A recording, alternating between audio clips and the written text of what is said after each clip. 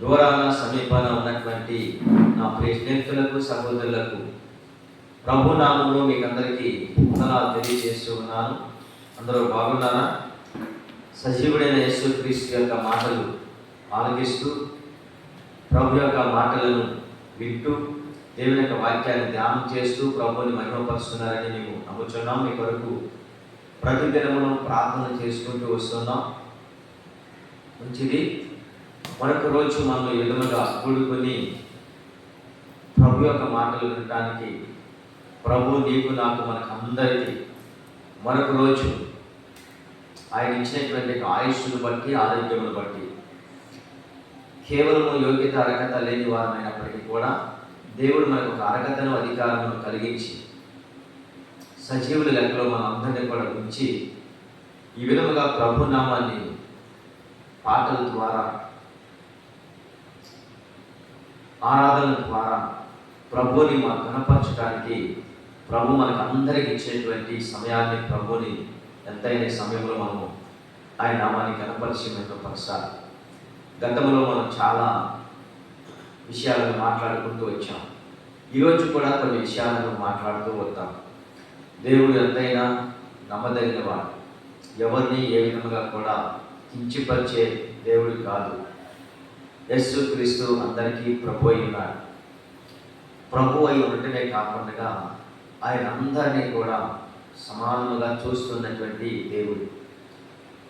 ఆయన ఎంత మాత్రము కూడా పక్షపాతం లేదు అని బైబిల్ గ్రంథం మనకి తెలియజేస్తుంది. ఈరోజు ఆయన వద్దకు వచ్చే వారిని నేను ఎంత మాత్రము కూడా బయటికి త్రోసివేయను అంటున్నాడు. ఆయన రావాలని, ప్రభు యొక్క మాటలు వినాలని, ప్రభుతో కలిసి సాహసం చేయాలని నా ప్రియ స్నేహితులకు సహోదరులకు ఆశ ఉంది, ఆలోచన కూడా ఉంది. ఎందుకు వాళ్ళు ఆశిస్తున్నారు, ఆలోచిస్తున్నారు, కానీ రాలేకపోతున్నటువంటి పరిస్థితి. ఎవరైనా అనుకున్నారు దేవుని దగ్గరికి రావడానికి, దేవుని ఆరాధించి గణపరిచి మనకు కలిగిన ప్రతి ఒక్క సమస్య ఆయన దగ్గర చెప్పుకోవడానికి ఎంత మాత్రమో మనము వెనకాడడం సత్తా లేదని నేను మీకు మరొకసారి తెలియజేస్తున్నాను. ఎందుకంటే ఆయన మన కన్నతండ్రి. నీకు కలిగిన ప్రతి ఒక్క సమస్య, నీకు కలిగిన ప్రతి ఒక్క పరిస్థితి ఏదైనా ఉన్నది అనుకున్నప్పుడు అది డైరెక్ట్గా నీవు నీ తండ్రి దగ్గరికి వెళ్ళి చెప్పుకుంటావు. డాడీ నాకు ఫలానికి కావాలి, డాడీ నాకు ఫలాన్ని చేయాలి, స్కూల్కి వెళ్తున్నా ఫీజు కట్టాలి, పలానా డేటు పెట్టారు ప్రిన్సిపాల్ సార్ గారు, ఖచ్చితంగా ఆ డేట్కి మీరు నాకు ఆ ఫీజు ఇవ్వాలి అని కనుకున్న తండ్రి దగ్గరికి వెళ్ళి ఆ కుమార్తె కానీ కుమారుడు కానీ ఎలాగనైతే అడుగుతాడో అలాగనే మన పరలోకమందు ఉన్నటువంటి ప్రభు దగ్గరికి వచ్చిన మనము తండ్రి దగ్గర నువ్వు ఎలాగైతే రికార్డ్ చేస్తూ అడుగుతూ ఉంటావో అదే రీతిగా మన ప్రభు యేసుక్రీస్తు దగ్గరికి వచ్చిన మనము ఖచ్చితంగా మనలో ఉన్నటువంటి పరిస్థితులను ఎవరికి చెప్పుకోలేనటువంటివి కొన్ని ఉంటాయి, చెప్పుకునేవి కొన్ని ఉంటాయి, చెప్పుకోలేనటువంటివి కొన్ని ఉంటాయి. అవి ఖచ్చితంగా ప్రభు దగ్గరికి వచ్చినప్పుడు మనం ముఖాల మీద నుండి కళ్ళు మూసుకొని విజ్ఞాపన ప్రార్థనలు చేస్తుండగా, ప్రభు ఇదిగో నేను ఎవరికి చెప్పుకోలేనటువంటి పరిస్థితి. ఈరోజు నేను మీతో మాట్లాడుతున్న విషయం చావునిగా పరిశుద్ధాత్మ దేవుడు నాకు తెలియజేస్తున్న విషయం కూడా ఏంటంటే, నీవు ఒకవేళ ఎవరితో చెప్పుకోలేనటువంటి పరిస్థితులు నీ హృదయంలో ఉన్నాయేమో, దాచుకుంటున్నావేమో, ఎవరితో చెప్పుకోలేక ఒకవేళ నీవు చిక్కుపడుతున్నావేమో, భయపడుతున్నావేమో, కానీ నా ప్రభు అంటున్నాడు నా దగ్గర చెప్పుకోనండి.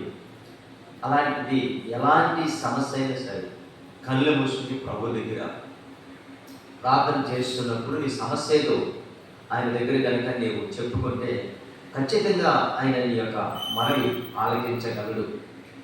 నీవు పెడుతున్న ప్రతి ఒక్క మొర ఆయన వినగలడు. ఎందుకంటే దేవుని యొక్క వాక్యంలో ఒక మాట ఉంది, నీవు నాకు మొరపెట్టుము నేను నీకు ఉత్తరం ఇచ్చినను, నీవు గ్రహింపలేని గొప్ప ఘోరమైన సంగతులను నేను మీకు తెలియచేసేదునని వాక్యంలో రాయబడింది. కనుక నీవు మొరపెట్టుకోను, ఆయన దగ్గరకు వచ్చి మొరపెట్టుకో. నీవు గ్రహింపలేనిది, నీవు తెలుసుకోనలేనిది, నీకు సాధ్యపడనివి ఆయనకు సమస్తమును సాధ్యమే. ఖచ్చితంగా నీ మొర ఎవరు ఆలకించలేరు, నీ బాధ ఎవరికి అర్థము కాదు, నీ సమస్య కూడా ఎవరికి చెప్పినా వారు తీర్చలేరు. కానీ మన కొరకు విజ్ఞాపన చేసేటువంటి పరిశుద్ధాత్మ దేవుడు మాట్లాడుతున్న విషయం ఏంటంటే, అది ఎలాంటి ఎట్టి పరిస్థితుల్లో ఉన్నటువంటి సమస్య అయినా సరే నీవు ప్రభు దగ్గరకు వచ్చి మాట్లాడితే కనుక ఆ సమస్య నుంచి నీకు ఒక పరిష్కారం దొరుకుతుంది. నేను యెహోవా యొద్ద విచారణ చేయగా నాకు కలిగిన భయములన్నింటిలో నుంచి ఆయన నన్ను తప్పించి ఉన్నాడని కీర్తనకారుడు రాస్తున్నాడు. నీకు కలిగిన భయములన్నింటిలో నుంచి కూడా యెహోవా యొద్ద విచారణ చేస్తాం. విచారణ చేయటం ప్రారంభిస్తే ఖచ్చితంగా దాంట్లో నుంచి ఆయన విడిపించగలడు, తప్పించగలడు. ఈరోజు నీకు ఎలాంటి విచారం కలిగి ఉన్నావు, ఎలాంటి బాధ కలిగి ఉన్నావు, ఎలాంటి సమస్యతోటి నీవు కుమిలిపోతూ ఉన్నావు. ఈరోజు చాలామంది చెప్పుకోలేనటువంటి పరిస్థితులు, ఎవరికి చెప్తే అది ఏమి జరుగుతుందో, ఎవరికి చెప్తే ఆ పరిష్కారం నుంచి, ఆ సమస్య నుంచి నేను ఎలాగైనా బయట పడగలుగుతానో అనేటువంటి వారు చాలామంది లోపల కుమిలిపోయేటువంటి పరిస్థితులు ఉన్నాయి.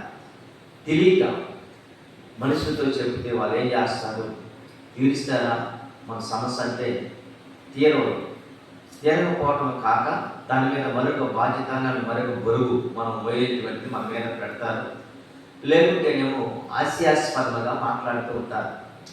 మరొకటి ఏంటంటే, వాడికి ఇలాగనే జరగాలి బాబు, వీడికి ఇలాగనే జరగాలి, వాళ్ళు ఆ కాలంలో ఈ కాలంలో ఒకప్పుడు అప్పుడు ఇప్పుడు వాడు ఏదో చేశాడు, అది చేశాడు, ఇది చేశాడు, అందుకనే వాడికి ఇలాంటి సమస్యలు వస్తున్నాయి, అందుకనే వాడికి ఇలాంటి పరిస్థితులు వస్తున్నాయి అని చాలామంది ప్రజలు ఏం చేస్తారంటే, వాడికి కలిగినటువంటి ఒక పరిస్థితులను బట్టి వాడు ఏదైనా ఒకవేళ చెప్పుకున్నా కానీ గతాన్ని గుర్తు చేస్తూ, లేదంటే గతాన్ని జ్ఞాపకం చేస్తూ, గతాన్ని తెలియచేస్తూ గాయంలో ఏలుపెట్టి తిప్పేవారిగా బలహీనుడని ఇంకా బలహీనపరిచేటువంటి సమాజం ఇది.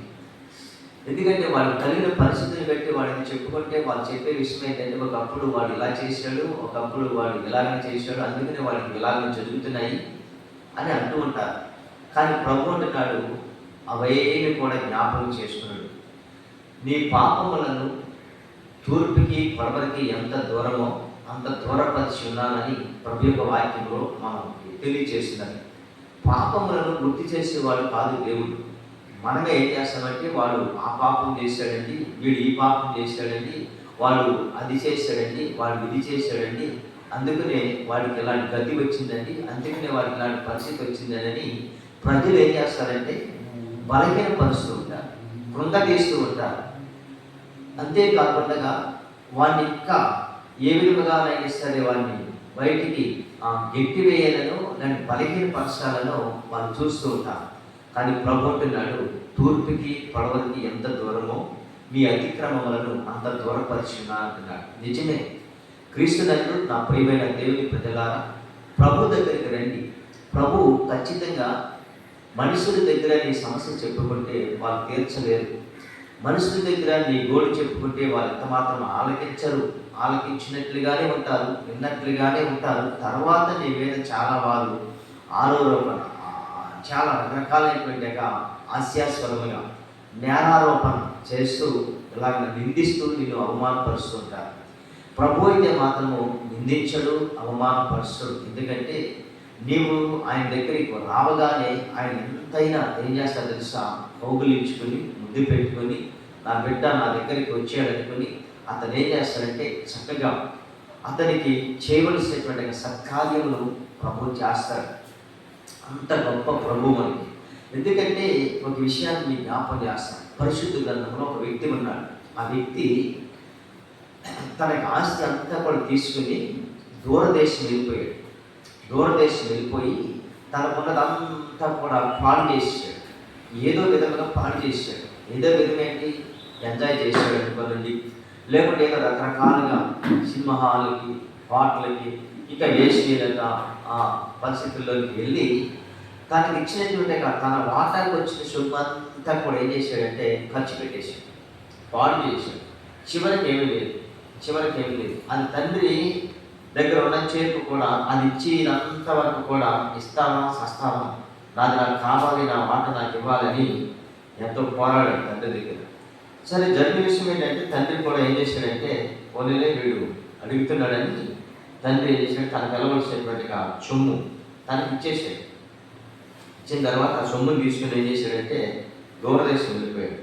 దూరదేశం వెళ్ళిపోయి తనకు సినిమాలు చూశాడు, ఏమండి ఇంకా రకరకాల పాటలకు వెళ్ళాడు, ఇంకేమో చేశాడు. తనకున్నవన్నీ కూడా ఏం చేశాడంటే ఆ మొత్తానికి ఖర్చు పెట్టేశాడు. ఒక్క రూపాయి కూడా లేదు, ఏమీ లేదు. మొత్తం అయిపోయిన తర్వాత ఎవరి జ్ఞాపకం వచ్చారంటే మళ్ళా తండ్రి జ్ఞాపకం వచ్చాడు. దేవునికి స్తోత్రం కలుగుగాక. అవును, తండ్రి మనిషికిను కుమారుడు మనిషికి చాలా తేడా ఉంటుంది. ఇది మనం గమనించాలి. ఎన్నిసార్లు పొరపాటు చేసిన కుమారుడు తండ్రికి ఉండేటువంటి మనస్తత్వం ఏమిటంటే క్షమించే మనసు. కుమారుడు ఉడుకు రక్తం మీద ఉంటాడు, యవన కాలంలో ఉంటాడు, అనుభవం వాళ్ళకి తెలియదు కనుక తండ్రి ఇవన్నీ అనుభవించిన వాడు కనుక కుమారుడు పొరపాటు చేసినా తప్పు చేసినా క్షమించటానికి సిద్ధమైన మనసు కలిగిన వాడు మనం ఆరాధిస్తున్న ప్రభువు. ఈరోజు ఒకవేళ నీవు ఆ తప్పిపోయిన కుమారుడు అని రాయబడి ఉంటుంది బైబిల్లో. అయితే జరుగుతున్న విషయం ఏంటంటే క్రీస్తునందు ప్రియమైన దేవుని ప్రజలారా, అతను తప్పిపోవటమే కాదు, అతనికి ఉన్న ఆస్తి అంతా కూడా ఏం చేశాడంటే ఆ మొత్తం కూడా ఖర్చు పెట్టేశాడు. అంత ఖర్చు పెట్టేసిన తర్వాత కరువు వచ్చింది, ఇబ్బందికి గురయ్యాడు, సమస్యలకి గురయ్యాడు, చిల్లి గవ్వ చేతిలో లేదు, ఉన్నదంతా కూడా ఖర్చు పెట్టేశాడు, వ్యాపారం చేశాడు, అన్నీ చేసి పాడైపోయాడు, లాస్ అయిపోయాడు. చివరికి తినడానికి ఆహారం లేదు. జరిగిన విషయం ఏంటంటే మనం ఆలోచిస్తుంటే అక్కడ దేవుని వాక్యంలో పందులు తినేటువంటి పొట్టులు తినడానికి కూడా అతను సంసిద్ధపడ్డాడు. అంటే చూడండి, తినటానికి ఆహారం లేదు, కనీసం ఎంగిలి ఇత్తనాలలో కాస్త మిగిలిన శైలిలో ముడుసులో బొయ్యిలో కాస్త మిగిలి మెక్కులు ఉంటాయి, అవి తినచ్చు. కానీ అలాంటి పరిస్థితి కాదు. పందులు కాయటానికి వెళ్ళాడు ఒక పందులు యజమాని దగ్గరికి. ఆ పందులు తింటున్నటువంటి పొట్టు తినడానికి సిద్ధపడ్డాడు. పొట్టు ఎవరైనా తినగలగానంటే ఎవరు తినలేదు, అది పందులకే సాధ్యం. ఆయన తప్పనిసరిగా పొట్టుతో తన కడుపును నింపుకుంటున్నాడు. ఆ పొట్టు తింటూ కడుపు నింపుకుంటున్నాడు. పిల్లరా, ఈరోజు నేను మీతో మాట్లాడుతున్న విషయం, ఎందుకు దేవుడు నీకు ఇచ్చినటువంటి తండ్రి ఉన్నాడు, ఔషధ్యం ఉంది, ఆరోగ్యం ఉంది, బలం ఉంది, నీవు కష్టపడుకునే శక్తి ఉంది, దేవుడు నీకు ఇచ్చిన దాన్ని తృప్తి కలిగి జీవించవలసిన దానికి బదులుగా ఎందుకు నీవు దూరదేశం వెళ్ళి వ్యాపారం చేయాలని, లేకుంటే వేశ్యలతో వ్యాపారం చేసి, లేకుంటే ఎంజాయ్ చేసి సమస్తమును కోల్పోయి సమస్తమును పాడు చేసుకుని ఎందుకు నీ ఒంటరిగా ఏకాకిగా జీవించాలి? దేవుడు నీకున్నాడు, నీ కన్నతండ్రి నీకున్నాడు, తిరిగి రావచ్చు. వస్తే మన తిరిగి ఆయన ఎంత మాత్రం బయటకు త్రోసివేసేవాడు కాదు. ప్రభు అంటున్నాడు, నా ఎంతకు వచ్చే వారిని నేను ఎంత మాత్రం బయటికి త్రోసివేయనంటున్నాడు. అవును, దేవుని దగ్గరికి వస్తే కనుక ఇంత మాత్రం కూడా ఆయన బయటికి త్రోసివేసేవాడు కాదు. ఇప్పటికైనా నిచ్చిపోయింది లేదు. ఒకవేళ నువ్వు పాడు చేసుకున్నావా శరీరాన్ని, కృంగ తీసుకున్నావా నీ మనస్సును, నీకున్నదంతా కూడా వేశ్యకి అప్పగించావా, పందులు పొట్టు తినేటువంటి పరిస్థితి ఒకవేళ నీకు వచ్చి ఆ పొట్టుతో కడుపు నింపుకుంటున్నావా, ఎవరు నీకు ఒకవేళ పిలిచి ఆహారం పెట్టేవారు లేరని చింతిస్తున్నావా? ఈరోజు ప్రభు నిన్ను పిలుస్తున్నాడు. ఖచ్చితంగా నువ్వు తిరిగి ప్రభు దగ్గరికి వస్తే ప్రభు అలా తిరిగి నీకు ఒక ప్రశస్తమైనట్టుగా కోల్పోయిన దానికంటే రెట్టు ఇవ్వగలిగిన వాడు ఎవరంటే మనం ఆరాధిస్తున్న ప్రభువే, ఎవరు లేరు. సరే, పొట్టుతో తన కడుపును నింపుకుంటున్నప్పుడు అక్కడ చెప్తున్న మాట ఏంటంటే ఆశపడింది కానీ ఎవడను వారికి ఏమీ కూడా ఇవ్వలేదు. అయితే బుద్ధి వచ్చినప్పుడు వాడు నా తండ్రి వద్ద ఎంతో మంది కూలివారులకు అన్నము సమృద్ధిగా ఉన్నదని, నేనైతే ఇక్కడ ఆకలితో చచ్చిపోతానని గుర్తుకొచ్చిందని. బుద్ధి వచ్చినప్పుడు ఏమొచ్చింది వాడికంటే బుద్ధి వచ్చింది. బుద్ధి వచ్చినప్పుడు ఎవరు జ్ఞాపకం వచ్చారంటే ఎక్కడి నుంచి అయితే తాను వెళ్ళిపోయాడో, ఏ తండ్రినైతే విడిచిపెట్టి తండ్రి దగ్గర ఆస్తి అంతా తీసుకొని వెళ్ళాడు, ఆ వెళ్ళినటువంటి ఆ కుమారుడు బుద్ధి వచ్చినప్పుడు, అంటే బుద్ధి ఎప్పుడు వచ్చిందో ఒకసారి మనం ఆలోచించాలి. బుద్ధి మనిషికి ఎప్పుడు వస్తుందంటే, ఒక దైవజనుడు ఒక విషయాన్ని చెప్పాడు, ప్రభు దగ్గరికి రావాలంటే జబ్బైనా రావాలి, డబ్బైనా పోవాలి అన్నాడు ఆయన. ఓ పెద్ద దైవ సేవకుడు ఇలా చెప్పాడు, ప్రభువుని నిజమైన రక్షకుని తెలుసుకోవాలనుకుంటే కనుక యేసుక్రీస్తు దగ్గరికి రావాలంటే కనుక ఈ లోకంలో జబ్బైనా రావాలి, లేకుంటే డబ్బైనా పోవాలన్నా ఆ డబ్బు పోయినప్పుడు జబ్బు వచ్చినప్పుడే ప్రభు జ్ఞాపకం వస్తాడు అని చెప్పాడు దైవశాఖ. నిజంగా ఈ తగ్గిపోయినటువంటి కుమారుడు, అంటే ఈ చెదిరిపోయినటువంటి కుమారుడు దప్పించుకొని పారిపోయి వేసుతో సావాసం చేసి ఎంజాయ్ చేసి హోటల్కి వెళ్ళి సింహాలకి వెళ్ళి తనకున్నదంతా పాడు చేసుకొని అలాగా రికాయిగా అంటే ఏకాకిగా ఉన్నప్పుడు ఎవరి జ్ఞాపకం వచ్చారంటే దేవుడి జ్ఞాపకం వచ్చాడు. లేదు తండ్రి జ్ఞాపకం వచ్చాడు. తండ్రి దేవుడితో సమానం. అంటే ఈ వ్యక్తికి ఎవరి జ్ఞాపకం వచ్చారు ఇప్పుడు అంటే తండ్రి జ్ఞాపకం వచ్చాడు. ఎందుకంటే నా తండ్రి దగ్గర అనేకులు కూలివారు ఉన్నారు, వాళ్ళకి సమృద్ధైనటువంటి ఆహారం అక్కడ దొరుకుతుంది. నిజమైన క్రీస్తునందు ప్రియమైన దేవుని ప్రజలారా, మన ప్రభు అయిన దేవుని దగ్గర సమృద్ధైన ఆహారము నిత్యమును ఉంటూనే ఉంటుంది. అది జీవాహారము. దేవుని వాక్యము చేత నీవు బలపరచబడుతూ ఉంటావు. దేవుని వాక్యమే జీవాహారమైనది అని దేవుని వాక్యములో కూడా ఆయన మాట్లాడుకుంటూ వస్తూ ఉన్నాడు.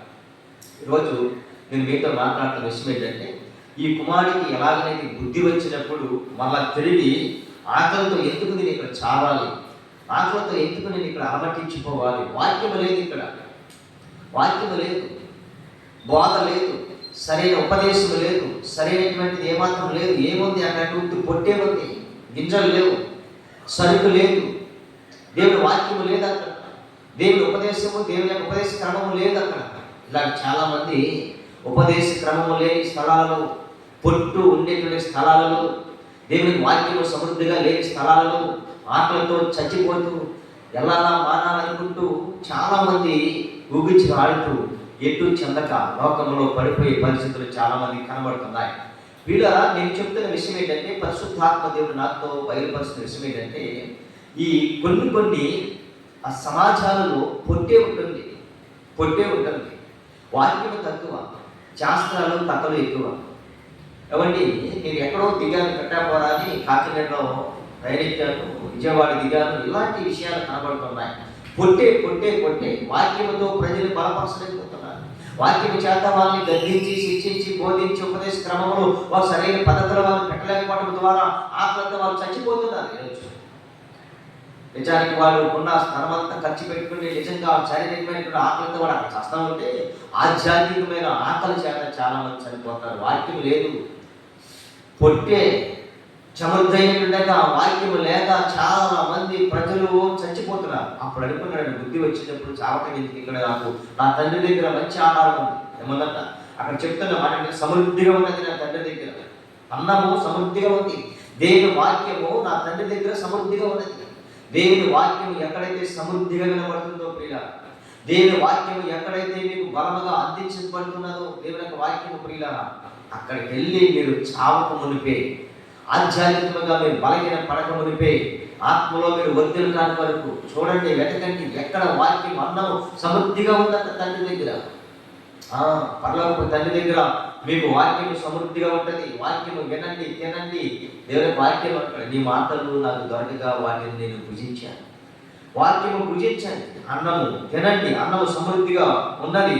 నేనైతే ఇక్కడ చచ్చిపోతున్నాను ఆకలితో. చాలా మంది ఆకలితో చచ్చిపోతున్నారు. ఏ ఆకలి అది? ఇప్పుడు వాస్తవానికి చెప్పాలంటే శారీరకమైనటువంటి ఆకలితో చచ్చిపోయే వాళ్ళు ఎవరు లేరు. 3 పూటలు తినేవాడు 2 పూటలైనా తింటున్నాడు, కనీసం 4 పూటలు తినేవాడు 3 పూటలైనా తింటున్నాడు. చక్కటి ఆహారం మనకి సమృద్ధిగా ఇస్తూనే ఉన్నాడు. అడుక్కులో లేకుంటే ఏదో పాటలకి వెళ్ళో, లేకుంటే ఇప్పుడు ఇంకా క్యాంటీన్లో 2 రూపాయలు కూడా భోజనం, 5 రూపాయలు భోజనం ఉంది. పెద్ద ఉన్నతమైన వాళ్ళు కారు వేసి వెళ్ళి అక్కడికి 5 రూపాయలు ఇచ్చి భోజనం చేస్తారు. ఎవరికి వాళ్ళ అన్నం లేదు, అందరికి అన్నం ఉంది. కాకపోతే ఇక్కడ జరుగుతున్న తెలుసా, సమాజంలో దేవుని వాక్యము పొట్టయిపోతుంది. వాక్యము లేదు.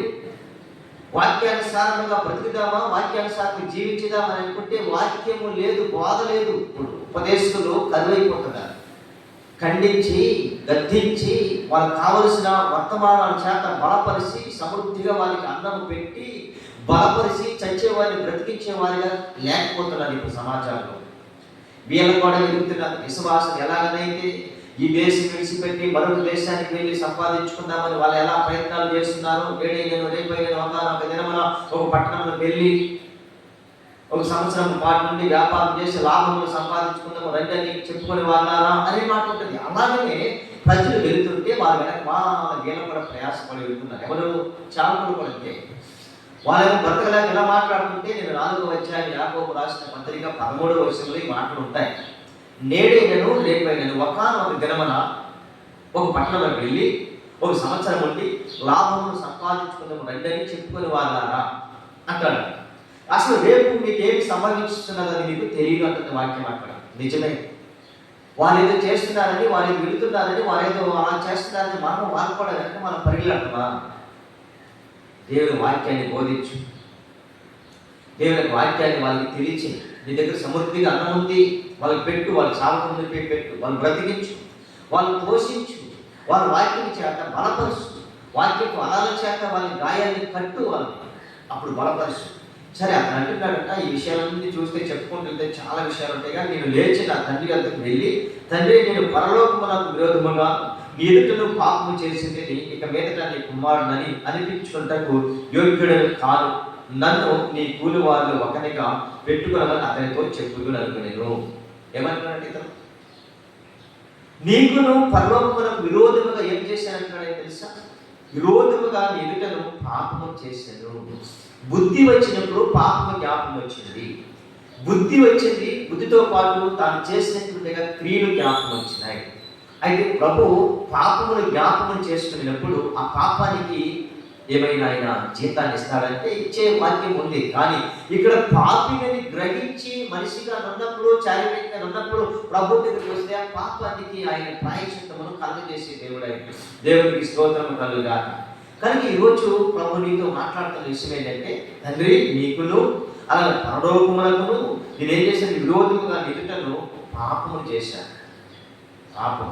పాపము వల్ల వచ్చే జీతము మరణం అని బైబిల్ గ్రంథంలో చెప్తుంది. సరే, ఇవన్నీ చేసినప్పటికీ కూడా తండ్రి దగ్గరికి వచ్చినప్పుడు తండ్రి ఏమన్నా తెలుసా? తండ్రి నేను పరలోకమునకు విరోధముగా ఎదుటిన పాపం చేసిందని మళ్ళీ 21వ వచనం కూడా మాట్లాడుతూ, ఇక మీదట నీ కుమారుని అనిపించినట్టుకు యోగ్యుడను కానని. అయితే తండ్రి తన దాసులను చూసి ప్రశస్త వస్త్రం త్వరగా తెచ్చి వీనికి కట్టి, వీని చేతికి ఉంగరం పెట్టి, పాదములకు చెప్పులు తొడిగించుడి, క్రొవ్విని దూడం తెచ్చి వధించుడి, మనం తిని సంతోషపడదము. దేవునికి మహిమ కలుగుగా. తండ్రి అలాంత దూరంలో ఉండగానే చూశాడంట. చూసి వస్తున్నవాడు తప్పిపోయిన కుమారులాగా ఉన్నాడే. వెళ్ళినప్పుడు వాడు చాలా డీపీగా వెళ్ళాడు, చాలా చక్కగా వెళ్ళాడు.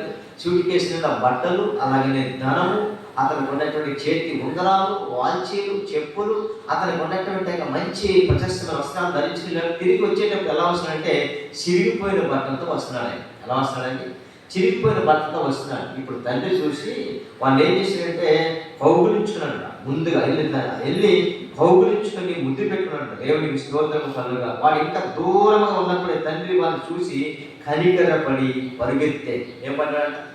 నా ప్రభు, మన ప్రభువు ఎందుకు కనికరపడే దేవుడు. ఒకవేళ నీవు అనుకోవచ్చు, నేను చేస్తున్న పాపములను బట్టి, నేను చేస్తున్న అతిక్రమములను బట్టి, నేను చేస్తున్న మోసపు బ్రతుకుని బట్టి తిరిగి నా తండ్రి దగ్గర స్థానం ఉంటుందంటావా? తిరిగి నా తండ్రి దగ్గర ఏమైనా మన తిరిగి యోగ్యత ఉంటుందంటావా? నీవు అనుకోవాల్సిన అవసరం లేదు. వాళ్ళ తిరిగి ఆయన ఏం చేస్తాడో తెలుసా? ఆయన నీకు ఇవ్వాల్సిన స్థానాన్ని, నీకు ఇవ్వాల్సినటువంటి ఆ యోగ్యతను ఖచ్చితంగా ప్రభు నీకు అనుగ్రహిస్తాడు. దేవునికి స్తోత్రము కలుగుగాక. దేవుడి వాక్యంలో అంటున్న విషయం ఏంటి తెలుసండి? దూరంగా ఉన్న 20 ವರ್ಷ వాడు ఇంకా దూరంగా ఉన్నప్పుడే తండ్రి వాడిని చూసి కనికరపడి పరిగెత్తి వాడి మెడ మీద పడి ముద్దు పెట్టుకునేను. చూడండి, మెడ మీద పడి ముద్దు పెట్టుకున్నాడు దూరంగా ఉండగా. నిజమే, ఈరోజు ప్రియమైన దేవుని ప్రజలారా, నీవు దూరంగా ఉన్నావనుకుంటున్న దూరం అనగా పాపముతో జయించిన వాడు దూరంగానే ఉంటాడు. పాపము చేసిన వాడు దూరంగానే ఉంటాడు. దేవుని మందిరానికి రాలేవు. దేవుని సేవకులతో వాళ్ళు మనసిప్పి మాట్లాడలేరు. ఎందుకంటే వాళ్ళు దేవునితో సావాసం చేయడానికి కానీ, దేవుని మందిరానికి రావడానికి కానీ, అలాగనే మనం తిరిగి దేవునితో కలిసి జీవించడానికి కానీ, సేవకులతో కూడా కలిసి మాట్లాడటానికి కానీ వాడు సరిగా దగ్గరికి రాలేడు. దూరంగానే ఉంటాడు. ఎందుకు దూరంగా ఉంటాడంటే వాడి క్రియలు ఏం చేస్తాయంటే దగ్గరికి రానివ్వలేవు. కానీ నువ్వు తోసుకొని, సహించుకొని, ఓర్చుకొని, ఒప్పుకొని, విడిచిపెట్టి నా తండ్రి దగ్గరే నాకు క్షమాపణ ఉంది, నా తండ్రి దగ్గరే నాకు మేలు ఉంది, నా తండ్రి దగ్గరే వీటన్నిటికీ విమోచన ఉంది అని నువ్వు గుర్తించి నువ్వు కనుక వస్తే నా ప్రభు నిన్ను తోసివేసేవాడు ఎంత మాత్రం కాదు.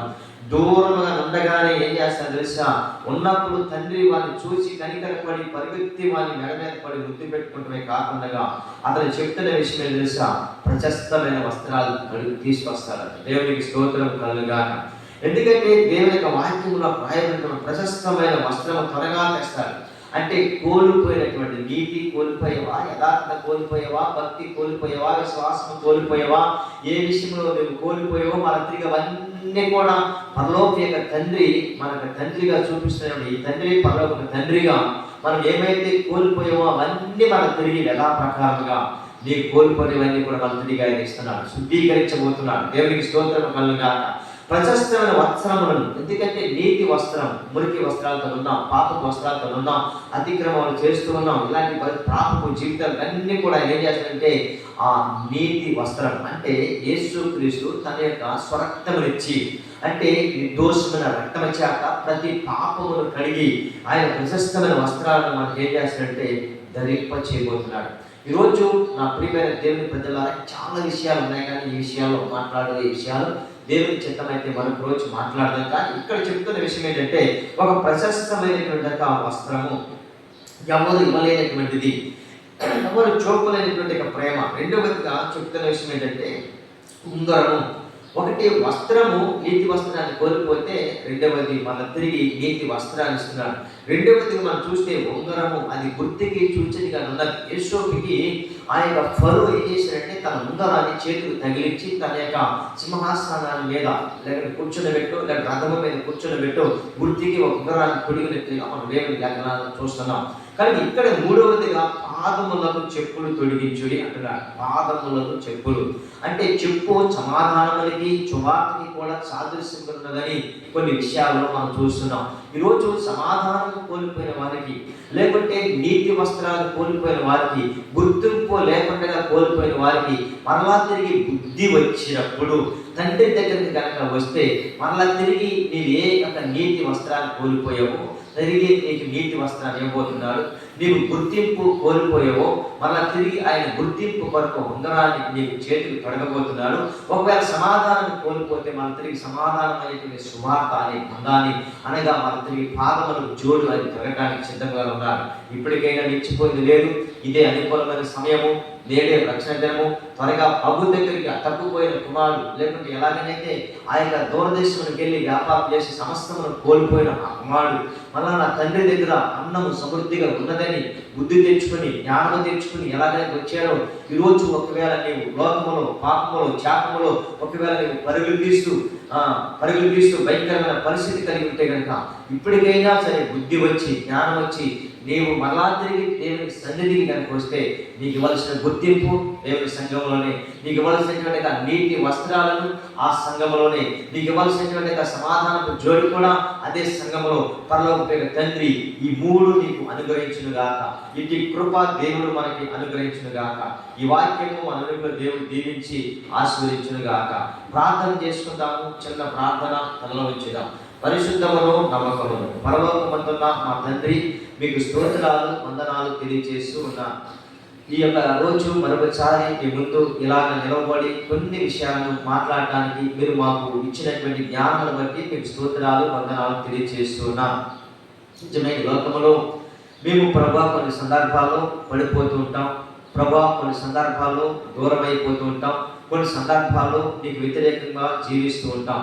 కానీ మళ్ళా తిరిగి ప్రభా పడిపోయినా, వ్యతిరేకంగా జీవించినా, తొట్టిల్లిపోయినా బుద్ధి వచ్చి మాకంటూ ఒక తండ్రి ఉన్నాడు, మాకు అన్నము సమృద్ధిగా పెట్టగలిగిన వాడు ఒక ఆయన ఉన్నాడని గుర్తొచ్చి మన తిరిగి నీ దగ్గరకు వస్తే కనుక ఖచ్చితంగా నీవు ప్రభా దూరముగానే ఉండగా మమ్మల్ని చూసి గడ మీద పడి ముద్దు పెట్టుకొని కోల్పోయిన నీతి ఆయన వస్త్రాలను మనం తిరిగి ఇవ్వగలిగిన వాడమని, తిరిగి ప్రభా గుర్తింపు లేని మాకు మళ్ళా తిరిగి గుర్తింపు కొరకు ఉంగరాన్ని తొడిగేవాడమని, మన తిరిగి సమాధానాన్ని కోల్పోతున్న మాకు సమాధానం అనేటువంటి జోడిని తొలగి ఆయన మమ్మల్ని సిద్ధపరిచేవాడు అని ఈరోజు మాతో మీరు మాట్లాడుకుంటూ వచ్చారు. విన్న వాక్యమును ప్రభాని ప్రజల హృదయాల్లో అది 30 60 100 అభివృద్ధి పరచమని ఆశీర్వదించమని ప్రార్థన చేస్తూ వింటున్న ప్రతి కుటుంబాలని మీరు దీవించండి, ఆశీర్వదించండి, అభివృద్ధి పరచండి.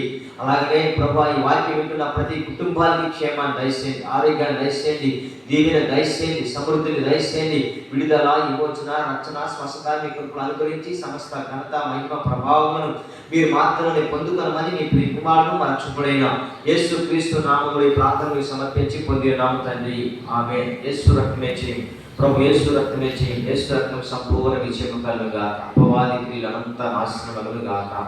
God bless you. అందరికీ వందనాలు.